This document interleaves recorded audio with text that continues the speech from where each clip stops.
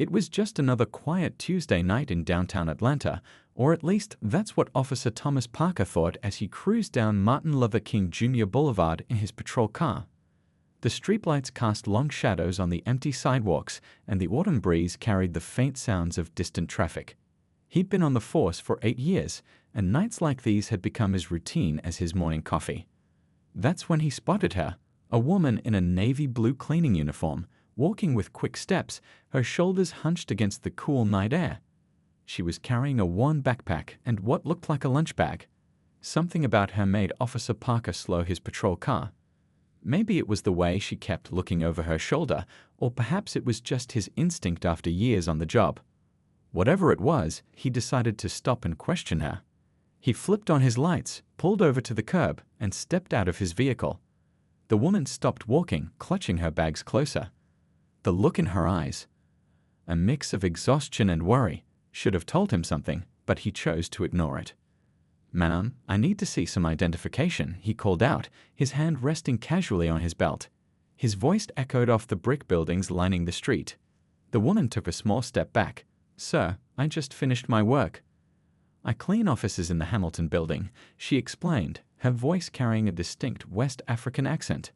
"I lost my wallet last week." "I filed report already." Instead of listening, Officer Parker felt his suspicion grow. He'd heard excuses before, too many to count. "Step over here, please," he ordered, pointing to his patrol car. "No ID is a serious issue." "How do I know you're telling the truth about where you've been?" The woman's hands trembled slightly as she reached into her backpack. "I have my work badge, sir. My supervisor, she can verify."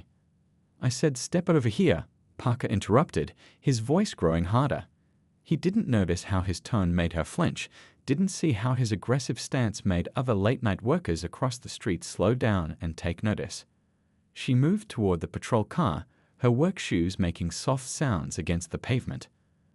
Under the harsh streetlights, Parker could see her uniform better now, the kind worn by cleaning staff in the big office buildings downtown. Her name tag was clearly visible, but he was too focused on his suspicions to really look at it. "Empty your bags," he commanded, watching as she carefully placed her belongings on the hood of his patrol car. Out came her lunch container, a half-empty water bottle, some cleaning gloves, a small umbrella, her work badge, and a few crumpled receipts. Nearby, a young couple had stopped walking and taken out their phones. An older man coming out of the corner store stood watching, shaking his head slowly. But Officer Parker didn't notice any of this. He was too busy going through the woman's belongings, questioning every item, doubting every explanation she gave in her accented English. What he didn't know was that this moment, this seemingly routine stop on a quiet Tuesday night, would soon become a turning point not just in his career, but in his entire understanding of what it meant to serve and protect. The video cameras recording across the street would make sure of that. More patrol cars were approaching now, their lights painting the street in alternating red and blue. The woman stood quietly, her dignity intact despite the humiliation, as Parker radioed in for backup. He couldn't have known then that his actions that night would spark a chain of events that would change not only his life, but the entire department's approach to community policing. The night air grew colder, and more people gathered at a distance watching. Some were whispering, others typing on their phones. The woman's work badge lay face up on the patrol car's hood, the fluorescent streetlights illuminating her credentials that would later prove every word she'd said was true. The situation spiraled quickly after Officer Parker called for backup. Within minutes, 2 more patrol cars pulled up, their lights flooding the street in a chaotic dance of red and blue. The woman stood silently by Parker's car, her work badge still lying untouched on the hood, while curious onlookers gathered at a safe distance, their phone cameras recording every moment. "Got a possible suspicious person," Parker told his arriving colleagues, Officers Chen and Rodriguez. "No ID, claims she works as a cleaner." His voice carried an edge of authority that seemed to grow sharper with each passing minute. The woman's eyes darted between the 3 officers, her hands clasped tightly in front of her uniform. A small group had formed across the street. Among them was Mrs. Thompson, owner of the late-night bakery, who often provided coffee to officers on their night shifts. She watched the scene unfold with growing concern, recognizing the woman from her early morning visits to buy fresh bread. "I can show you my time card from tonight," the woman offered quietly, reaching slowly into her backpack. Officer Parker's hand instantly moved to his belt, causing her to freeze mid-motion. The tension in the air thickened. "Step away from the bag," Parker ordered, his voice echoing off the brick buildings. Officer Chen glanced uncertainly at his colleague, noting the woman's obvious fear and professional appearance. From the growing crowd, someone called out, "She cleans my office. She's there every night." But the voice was lost in the commotion as Parker began methodically searching through her belongings again, this time spreading them across the entire hood of his patrol car. Mrs. Thompson had seen enough. Setting aside her usual hesitation to get involved, she wrapped her apron around her waist and crossed the street. "Officers," she called out, her voice steady and clear. "I know this lady. She comes to my bakery most mornings after her night shift. Been doing so for almost 2 years now." Officer Rodriguez turned toward Mrs. Thompson, recognition flickering across his face, but Parker remained focused on his search, pulling out the woman's work schedule, her building access card, and a one photo of 2 young children. The woman's voice trembled slightly as she explained, "Those are my children. I work 2 jobs to send them to school. Please call my supervisor. Her number is on my badge." The gathering crowd had grown larger, their murmurs of disapproval becoming more audible. Someone was live streaming the incident, narrating the events as they unfolded. "This is happening right now on MLK Boulevard," the streamer whispered into their phone. 3 police cars for a cleaning lady walking home from work. Officer Chen stepped closer to Parker, speaking in a low voice. "Tom, maybe we should verify her employment first. The badge looks legitimate." But Parker seemed caught in a spiral of his own making, unable or unwilling to step back and reassess the situation. A city bus slowed as it passed, passengers pressing their faces against the windows. The driver, a veteran of the late-night route, recognized the woman as one of his regular passengers. He pulled over at the next stop, watching the scene through his rearview mirror with growing concern. Mrs. Thompson hadn't moved from her spot. "Officers, I'm happy to show you the security footage from my bakery.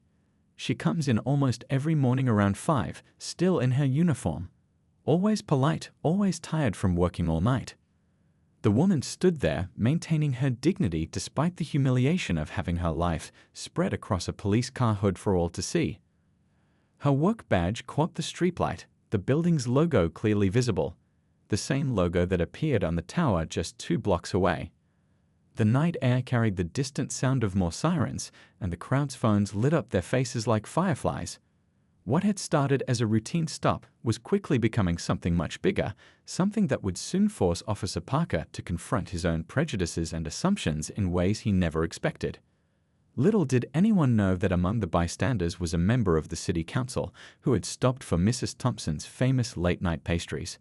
She stood quietly observing, her phone already connecting to the police chief's private number. This incident would soon become more than just another story of profiling. It would become a catalyst for change in the department's approach to community policing. By sunrise the next morning, the video had already spread like wildfire across social media. The nighttime scene, captured from multiple angles by concerned citizens, painted a stark picture of what had transpired. Local news stations picked up the story, running headlines about the incident involving a hard-working cleaning woman and 3 police officers. The comments section under the viral video filled with stories from other late-night workers who shared similar experiences. A delivery driver wrote about being stopped 3 times in 1 week. A hospital custodian described his nightly fear of walking to the bus stop after his shift. These stories sparked a larger conversation about how essential workers, especially those working night shifts, were being treated in their own city. By mid-morning, the lobby of the downtown police station was filled with concerned citizens. Among them stood Mr. Lee, the owner of the 24-hour convenience store near where the incident occurred. "I've known that lady for 2 years," he told reporters gathered outside. "She stops by my store every night to buy water before her shift. Always has a kind word for everyone, even when she's tired." The city council member who had witnessed the incident called an emergency community meeting at the local community center. The large meeting room quickly filled beyond capacity, with people standing along the walls and spilling out into the hallway. The air conditioning struggled to keep up with the heat generated by so many concerned citizens packed into one space. "What happened last night isn't just about one incident," said a representative from the workers' rights organization, standing at the podium. "It's about how we treat the people who keep our city running while the rest of us sleep.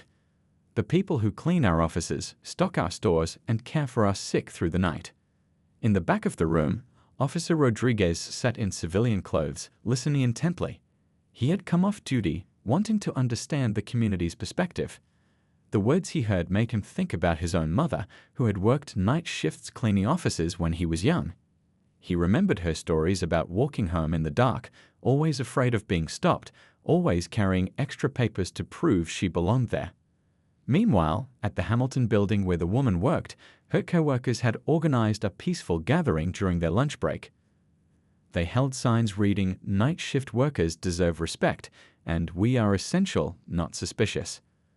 The building's management company issued a statement supporting their employees and announcing new measures to ensure their safety, including providing better identification badges and offering transportation services for late-night workers. Local business owners near the incident site began sharing their security camera footage with news stations, showing the woman's regular routine over the past years. Mrs. Thompson from the bakery provided clips of the woman's almost daily visits, always in her uniform, always with a tired but genuine smile. The owner of the local laundromat shared footage of her washing her uniforms every Sunday, describing her as one of our most reliable customers. The city's immigrant support groups stepped forward, explaining the challenges faced by working immigrants. They discussed the complicated process of replacing lost identification, the fear of authority that many carry from their home countries, and the constant pressure to prove they belong. Their testimonies turned the incident into a teaching moment for the entire city. Social media continued to buzz with activity. A local rideshare driver started a thread about all the times he'd given the woman free rides home on particularly cold nights, describing her dedication to her job and her children's education. Others joined in, sharing their own interactions with her. The way she always held the door for others despite her exhaustion, how she would share her homemade lunch with other cleaning staff, her gentle reminders to office workers to be mindful of their mess. As the day progressed, more videos emerged from security cameras in nearby buildings, providing additional angles of the incident. Each new piece of footage added layers to the story, showing not just what the officers did, but how the community had instinctively recognized the injustice and tried to intervene. The footage showed Mrs. Thompson's brave intervention, the bus driver's concerned observation, and the dozens of citizens who felt compelled to document what they were witnessing. The police department found itself at the center of a growing movement for change. This wasn't just about one officer's actions or one woman's experience. It had become a mirror reflecting deeper issues within the community. The incident had stripped away the anonymity often granted to night shift workers, revealing the human stories behind each uniform, each late-night commute, each interaction with authority. Officer Parker sat alone in his living room, the TV muted but still showing news coverage of the incident. His coffee had gone cold, untouched on the table beside him. The mandatory leave from duty had given him plenty of time to think, too much time, really. Every time he closed his eyes, he saw her face, the fear in her eyes, the dignity she maintained even as he questioned her existence in her own city. The sensitivity training sessions had started earlier that week. At first, he'd seen them as just another box to check, another hoop to jump through. But something changed during the second session when a night shift worker shared his story. The man described walking home at 3 a.m. after cleaning offices, constantly looking over his shoulder, rehearsing explanations for why he was out so late, carrying multiple forms of ID just in case. "I've been doing this job for 15 years, the man had said, his voice steady but his hands trembling slightly. "My kids graduated college because of this work. But every night, I wonder if this will be the time I don't make it home, not because of criminals, but because someone with authority decides I don't belong here." Those words hit Parker like a physical blow. He thought about his own father, who had worked late shifts at the factory when Parker was young. How many times had his dad hurried home in the dark, keys clutched in his hand? The parallel made his stomach turn. During one training session, they watched body camera footage from various night shift encounters. Parker saw himself in many of the officers' actions, the quick assumptions, the dismissal of explanations, the escalation of simple situations. It was like looking in a mirror, and he didn't like what he saw. The community liaison officer had arranged for Parker to spend time with different night shift workers. He shadowed a hospital custodian, watching as the man cleaned up things most people couldn't stand to look at, all while maintaining a quiet dignity. He observed the careful choreography of office cleaning crews, moving through empty buildings with practiced efficiency, speaking in hushed tones about their children's achievements. One night, he visited the Hamilton building. The cleaning supervisor showed him the break room where the woman he'd stopped always left encouraging notes for her coworkers. When someone's new, the supervisor explained, she writes welcome messages in their native language. She uses Google Translate to get it right. Says everyone should feel at home here, even at midnight. The workers' rights advocate who led some training sessions shared statistics that shook Parker's worldview. Thousands of essential workers moved through the city each night, keeping everything running smoothly for the daytime crowd. Many were immigrants, some still learning English, all of them vital to the city's operation. Mrs. Thompson from the bakery invited Parker to sit in her shop one early morning. He watched as night shift workers trickled in, their uniforms carrying the signs of a long night's work. They ordered coffee, shared quiet conversations, compared photos of their kids. It was a different world from the one he imagined existed in those early morning hours. "They're the heartbeat of this city," Mrs. Thompson told him, sliding a fresh coffee across the counter. "They clean the offices you work in, stock the shelves you shop from, prepare the food you eat. They do it all while you sleep, asking nothing except to be treated with dignity." The hardest part was reading the letters. The department had set up a feedback system, and night shift workers began sharing their experiences. Each story described the anxiety of working late hours, not because of the work itself, but because of how they might be treated on their way home. Parents wrote about teaching their children to work hard, while simultaneously teaching them to be afraid of the people meant to protect them. One letter particularly stood out. A young college student described working night shifts to pay for his education, just like his mother had done. "Every night," he wrote, "I call my mom when I finish my shift, and I stay on the phone with her until I get home. She's more afraid of me being stopped by police than of any criminal. What does that say about our city?" Parker found himself walking the streets of his patrol route during his off hours, seeing everything differently. The empty buildings weren't just dark spaces to guard.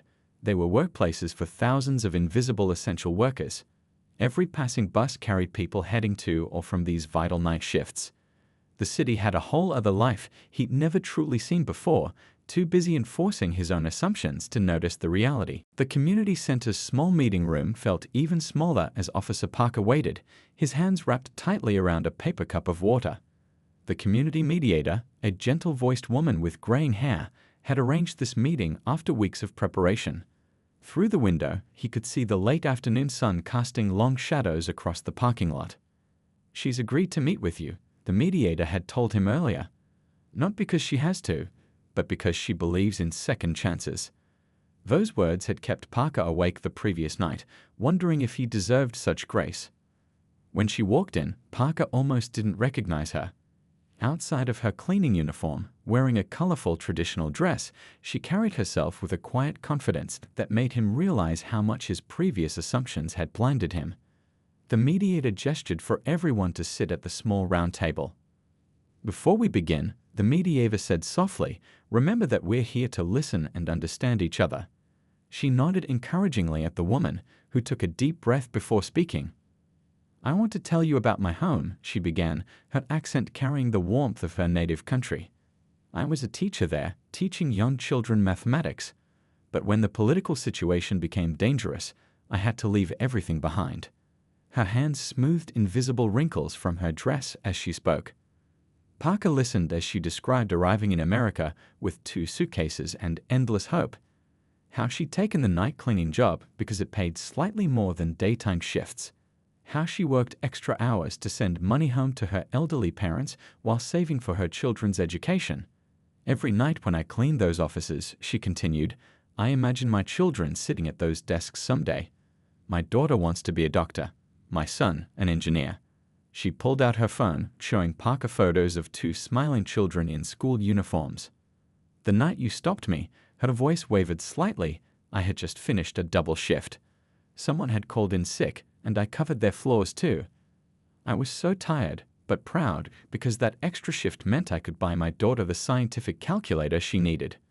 Parker's throat tightened as she described her feelings during the stop, not just fear, but a deep sadness that all her hard work, all her dignity, could be stripped away in an instant because of how she looked and when she worked. "Do you know what hurt the most?" she asked, meeting his eyes directly for the first time. "That you never really saw me. You saw what you expected to see, but you never saw the mother who works 2 jobs, the former teacher who still helps other cleaners' children with their math homework during breaks, the human being who just wanted to get home safely." The mediator quietly passed tissues across the table as the woman shared more of her story. She talked about her first years in America, the kindness of strangers like Mrs. Thompson, who would give her day-old bread when money was tight, and the cleaning crew supervisor who helped her improve her English. "I lost my wallet that week because I was tired," she explained.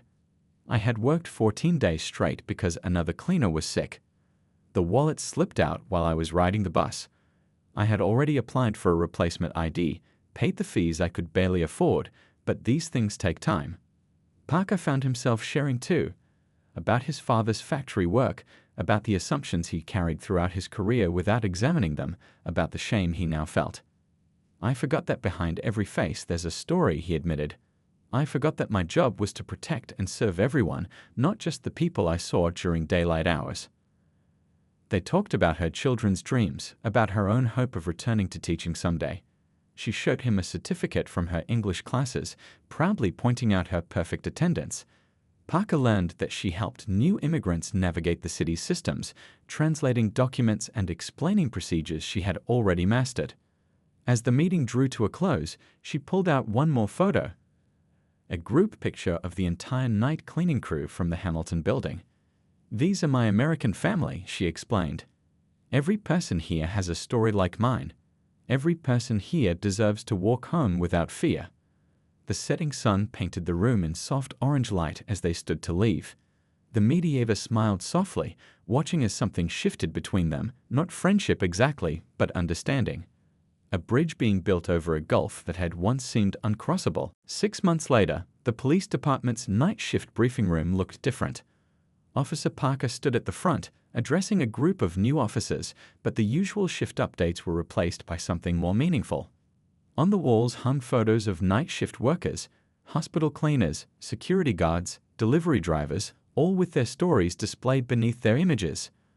"Every night, while most of the city sleeps, thousands of people keep it running," Parker began, his voice carrying the weight of hard-earned wisdom. "They're not suspicious figures in the darkness. They're the backbone of our community, and it's our job to make sure they feel safe, not feared." The training program he'd helped develop was already showing results. Complaints about night shift stops had dropped dramatically.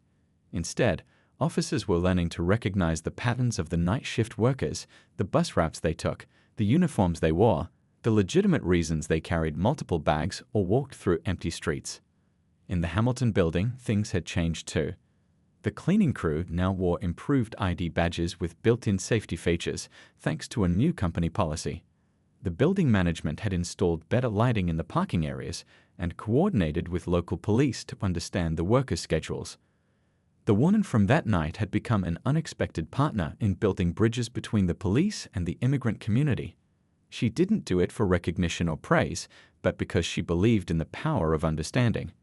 During one community meeting, she stood before a packed room and said something that stuck with everyone. "Change begins when we stop seeing each other as threats and start seeing each other as neighbors." Officer Rodriguez and Chen had joined Parker in his mission to transform night shift policing. They organized regular coffee meetups at Mrs. Thompson's bakery, where officers and night shift workers could talk informally, share concerns, and build trust. The bakery had become a symbol of community healing, its warm lights and fresh bread bringing people together in the quiet hours before dawn. One cold night, Parker was patrolling when he spotted a cleaning worker walking quickly along the street, bags in hand. Instead of stopping her, he pulled over and asked if she wanted a ride to the bus stop. During that short drive, he learned she was new to the city, working to bring her family over. Before she stepped out, she thanked him with tears in her eyes, saying it was the first time she'd felt protected rather than suspected by police. The woman's children had achieved their dreams too. Her daughter was accepted into pre-med programs at several universities, and her son was excelling in advanced math classes. They no longer waited up anxiously for their mother's call, saying she'd made it home safely. Instead, they proudly told their friends how their mother's story had helped change the city. The police department's approach to community policing became a model for other cities. Parker was invited to speak at law enforcement conferences, sharing not just policy changes but the human story that sparked them.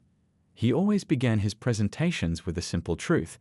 Sometimes the biggest changes start with admitting our mistakes and being willing to learn from them. Mrs. Thompson's bakery wall now featured a collection of photos, night shift workers, police officers, and community members all together, sharing early morning conversations over coffee and pastries. She'd labeled it Our Night Shift Family, and it grew larger every month. The city council member who witnessed the original incident helped pass new policies protecting night shift workers. Security escorts were made available upon request, better street lighting was installed along common walking routes, and a special hotline was established for workers to report concerns without fear. 1 year after that fateful night, the woman stood in front of her cleaning crew, no longer just a colleague but a supervisor, having been promoted for her leadership and dedication. She made sure every new employee received proper ID on their first day and knew their rights. More importantly, she made sure they knew they were valued members of the community. Parker kept the photo she'd shown him of her American family, the cleaning crew, pinned to his locker. It reminded him daily that behind every face was a story, behind every late-night worker was a dream, and that true police work meant protecting those dreams, not standing in their way. As another night shift began in the city, buses carried workers to their jobs, cleaning crews entered empty buildings, and police officers patrolled the streets. But now there was a difference, a sense of mutual respect, understanding, and community that bridged the gap between those who protected the night and those who worked within it.